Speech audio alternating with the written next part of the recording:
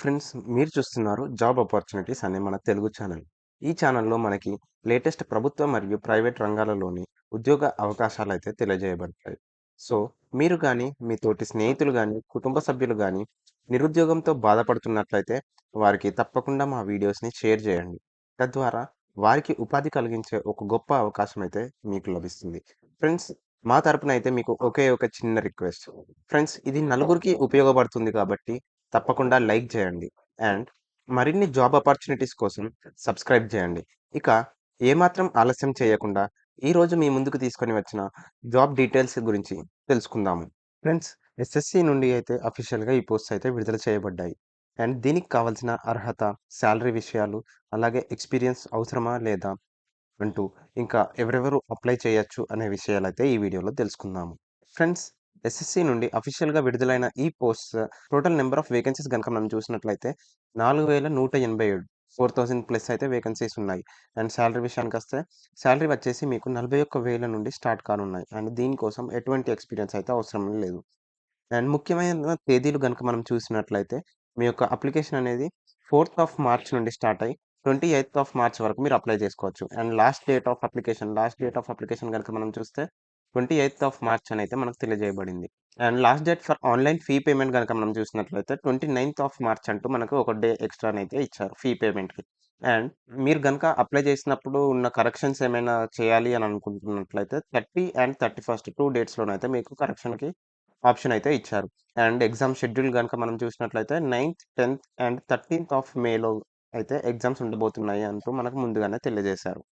Friends, ఈ నోటిఫికేషన్‌లో మనకి సబ్ ఇన్స్‌పెక్టర్ ఇన్ సీఏపీఎఫ్ అంటే సెంట్రల్ ఆర్మ్డ్ పోలీస్ ఫోర్స్‌లో మనకి సబ్ ఇన్స్‌పెక్టర్ పోస్ట్ అయితే వేకెన్సీ ఉన్నట్టుగా నోటిఫికేషన్ విడుదల చేశారు. అండ్ దీంతో పాటు sub inspector in executive department of Delhi పోలీస్‌లో కూడా మనకి వేకెన్సీస్ ఉన్నట్టుగా తెలియజేశారు.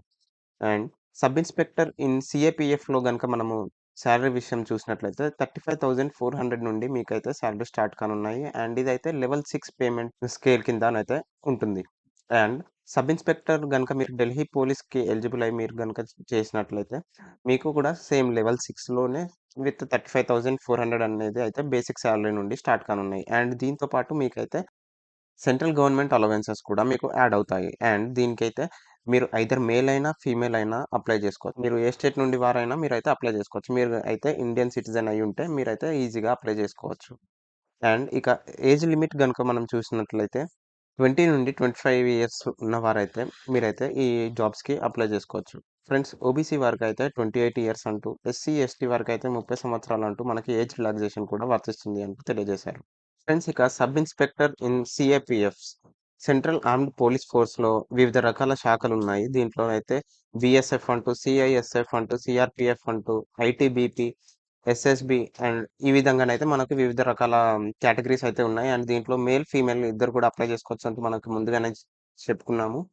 ఫ్రెండ్స్, వివిధ కేటగిరీల ప్రకారం క్యాస్ట్ వైస్ కూడా మీకైతే వేకెన్సీస్ అనేవి మీరైతే ఇప్పుడు స్క్రీన్ పైన చూడగలరు. అండ్ ఇది మాత్రమే కాకుండా sub inspector in Delhi police గనుక మీరు వేకెన్సీస్ గనుక మీరు చూసినట్లయితే దీంట్లో కూడా మనకి క్యాస్ట్ వైస్ అయితే వేకెన్సీస్ ఉన్నాయంటూ మనకు తెలియజెప్పారు. మీరైతే స్క్రీన్ పైన వేకెన్సీస్ అయితే మీరు చూడగలరు.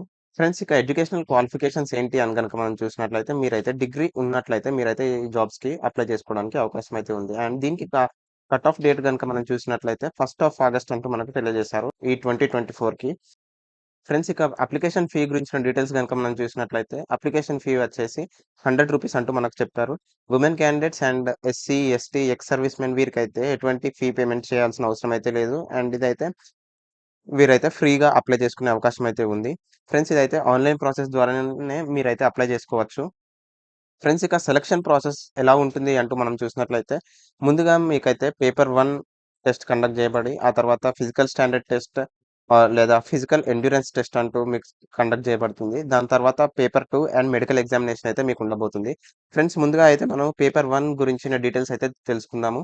పేపర్ 1లో మీకు ఏ ఏ విభాగాలలో మీకైతే ప్రశ్నలు అడగబడతాయి అని గనుక మనం చూసినట్లయితే general intelligence and reasoning, general knowledge and general awareness మీద, అలాగే క్వాంటిటేటివ్ అండ్ ఇంగ్లీష్ కంప్రహెన్షన్ వీటిపై క్వెషన్స్ అయితే మీకు అడగబడతాయి. అండ్ ప్రతి ఒక్క విభాగంలో 50 క్వెషన్‌లు ఉండబోతున్నాయి.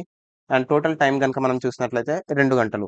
ఇక పేపర్ 2 విషయానికి వస్తే మీకైతే ఇంగ్లీష్ లాంగ్వేజ్ పైన మీకు టెస్ట్ ఉండబోతుంది. అండ్ టోటల్ ప్రశ్నలు గనుక మనం చూస్తే 200 అండ్ టోటల్ టైమ్ గనుక మనం చూసినట్లయితే మీ యొక్క టైమ్ డ్యూరేషన్ అనేది చూస్తే 2 గంటలు. ఫ్రెండ్స్ ఈ పేపర్ 1 అండ్ పేపర్ 2 2 కూడా objective type multiple choice questions ఉంటాయంటూ మనకు తెలియజేశారు. అండ్ నోట్ చేసుకోండి ఫ్రెండ్స్. ఈ పేపర్స్‌కైతే మీకు నెగెటివ్ మార్క్ ఉండబోతుంది.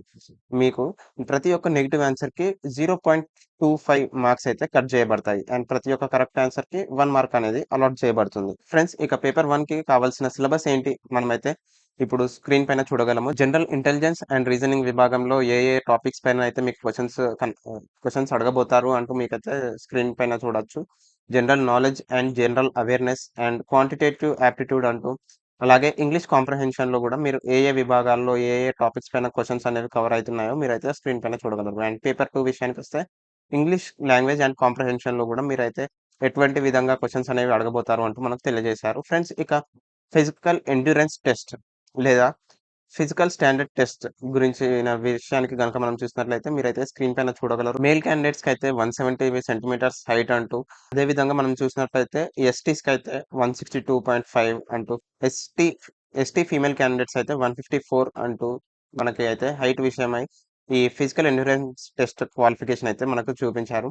అండ్ ఇవే కాకుండా ఫిజికల్ ఎండ్యూరెన్స్ టెస్ట్ గురించిన ఫర్ మేల్ గనుక మనం చూసినట్లయితే 100 మీటర్స్‌ని మీరు 16 సెకండ్లలో కంప్లీట్ చేయాల్సిన అవసరం అయితే ఉంది. అండ్ అదే విధంగా 1.6 కిలోమీటర్స్‌ని 6.5 మినిట్స్‌లో, లాంగ్ జంప్ 3.65 మీటర్స్‌ని 3 ఛాన్స్‌లలో మీరు క్లియర్ చేయాలి.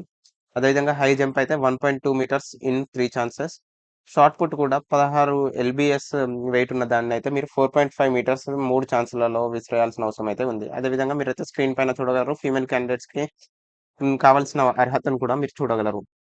ఫ్రెండ్స్ ఇక ఎగ్జామ్ సెంటర్స్ గురించిన విషయానికి గనుక మనం చూస్తుంటే, ఆంధ్రప్రదేశ్ అండ్ తెలంగాణలో వివిధ డిస్ట్రిక్ట్స్ ప్రకారం అయితే మనకు సెంటర్స్ అనేవి ఉండబోతున్నాయి. ముందుగా మనము ఆంధ్రప్రదేశ్‌లో చూస్తే గుంటూరు, కర్నూల్, రాజమండ్రి, తిరుపతి, విశాఖపట్నం, విజయవాడ, కాకినాడ, నెల్లూరు, చీరాల, విజయనగరంలోనైతే మనకి ఆంధ్రప్రదేశ్‌లో సెంటర్స్ ఉండబోతున్నాయి. ఇప్పుడు తెలంగాణ విషయానికి గనుక మనం చూసినట్లయితే, మీకైతే తెలంగాణలో హైదరాబాద్, వరంగల్, కరీంనగర్ డిస్ట్రిక్ట్స్ అయితే సెంటర్స్ ఉండబోతున్నాయి అంటూ మనకు తెలియజేశారు.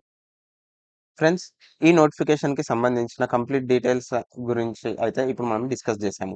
అండ్ ఈ నోటిఫికేషన్ గనుక మీరు డౌన్‌లోడ్ చేసుకోవాలి అండ్ పోస్ట్‌కి అప్లై చేసుకోవాలి అని అనుకుంటే, ఈ వెబ్‌సైట్‌కి అయితే మీరు విజిట్ కండి. ఈ వెబ్‌సైట్ వచ్చేసి మన డిస్క్రిప్షన్‌లో గూడా మెన్షన్ చేయడం జరిగింది. సో ఫ్రెండ్స్, మీరైతే తప్పకుండా ఈ యొక్క అవకాశాన్ని సద్వినియోగం చేసుకోవాలి అని మేమైతే కోరుకుంటున్నాం. All the best friends. Thank you.